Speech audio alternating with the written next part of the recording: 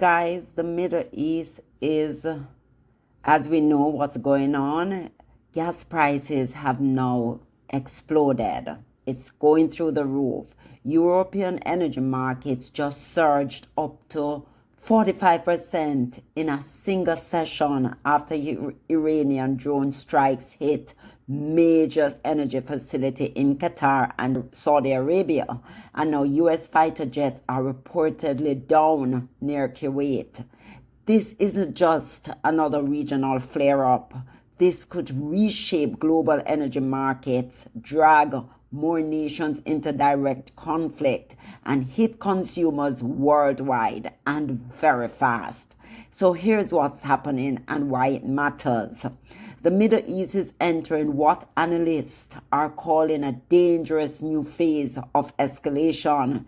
Iranian drone attacks have disrupted production at key energy sites in Qatar, one of the world's largest exporters of liquefied natural gas.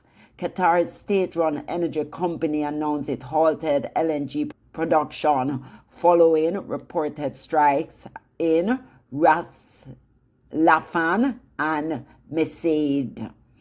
The immediate consequence: European gas prices surged dramatically, jumping as much as 30 to 45% in early trading after market reopened. Why does this matter?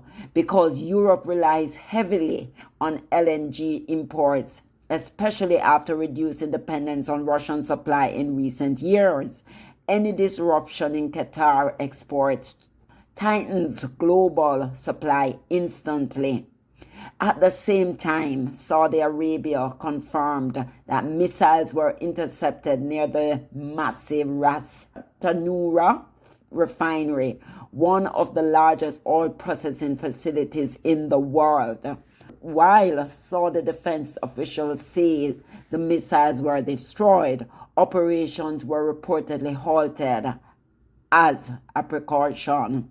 Ras Tanura processes roughly 550,000 barrels of oil per day, making it a critical artery in the global energy system. When facilities of that size are threatened, even temporarily, markets react immediately.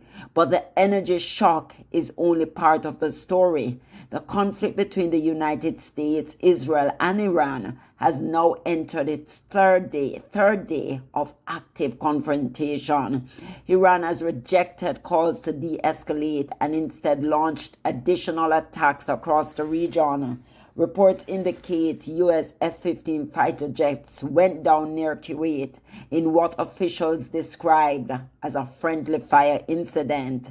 All crew members reportedly survived, but the event underscores just how chaotic the battlespace has become. Meanwhile, Israel has launched new strikes targeting Tehran and Beirut after Hezbollah fired missiles across the border.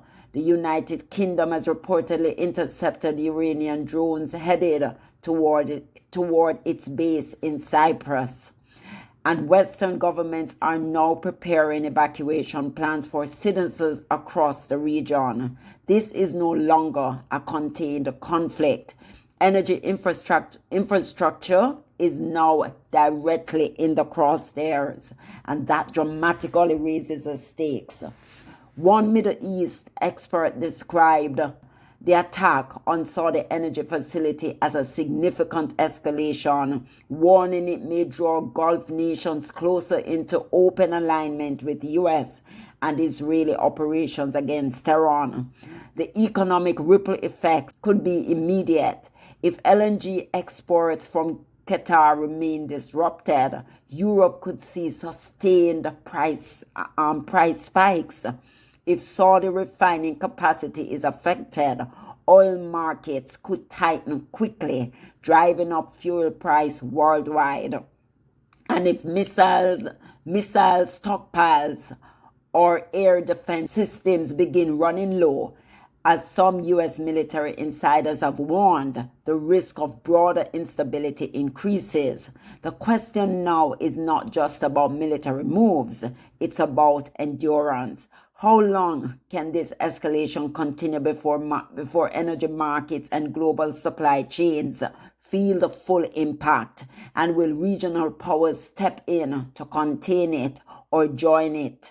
For now, energy traders, defense analysts, and world leaders are watching closely, because when the world's largest energy facilities are targeted, it's no longer just a regional issue.